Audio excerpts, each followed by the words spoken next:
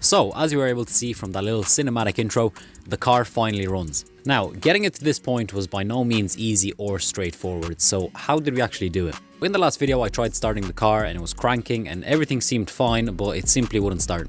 So basically after that I just tried to diagnose the problem and see what wasn't working the way it was supposed to be working. Now keep in mind I've done loads of changes since this car last started, including wiring, relocating the battery, changing the head gasket, so obviously I was not surprised that things did not go smoothly. Anyway, after trying to start the car a few more times, one of the capacitors on the ECU exploded. This is because it was a polarized capacitor and I soldered it in the wrong way. While waiting for a replacement capacitor to arrive, I did some questionable modifications to the turbo so that the oil drain was pointing down, and eventually the replacement did arrive and I fixed the ECU, but that was not the problem and the car still wouldn't start. At this point I knew that the ECU was all good to go, but upon further investigation I realized there was no cam signal getting to the ECU. I think this ended up being because I was using an older firmware for an older board, so I updated the firmware on the ECU and it worked. So I had cam signal, crank signal, but the car still wouldn't start. So next I decided to check the actual physical parts of the engine and see if there was anything wrong with them. Compression was good because I could feel it when turning the engine over. However, when I tested the spark, it seemed very weak. After doing a bit of research, I realized that the external igniter that I'm using actually needs 12 volts instead of the 5 I was given it. So I changed the setting on the ECU and we had nice, good spark. So the ECU was good, we had compression and spark, so maybe fuel was the issue. Obviously, there was only one way to find out, and that is use brake cleaner.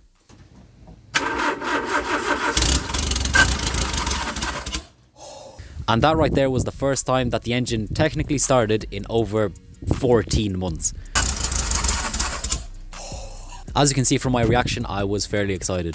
So fuel was the issue, but why were we not getting fuel into the engine? So I took the injectors out to clean them in case they were clogged, and I also tested resistance and the supply voltage. Both of these were looking even and nothing seemed wrong. However, when I was testing the injectors, I had to give them 12 volts to open. But the supply voltage for each injector was 5 volts, which I thought was a bit weird. From what I know, like all injectors use 12 volts, so it was a bit weird that we were getting only 5 volts to the supply.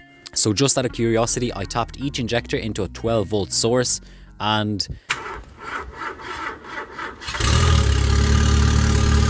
the car started. It then drove for about a meter. Oh, that's something, like.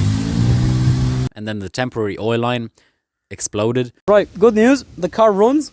Bad news,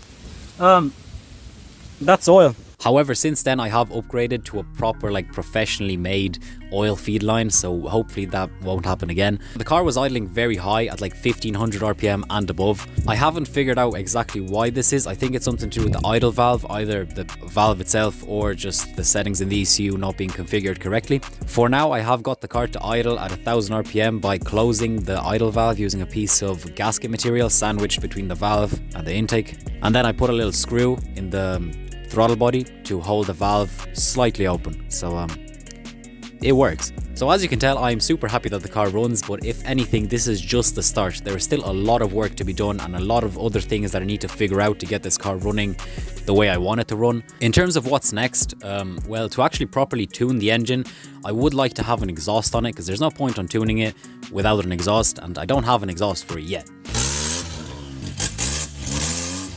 So as soon as I finish filming this video, I'm actually going to put the car up on the stands and start fabricating a full stainless steel exhaust, which will probably be in the next video.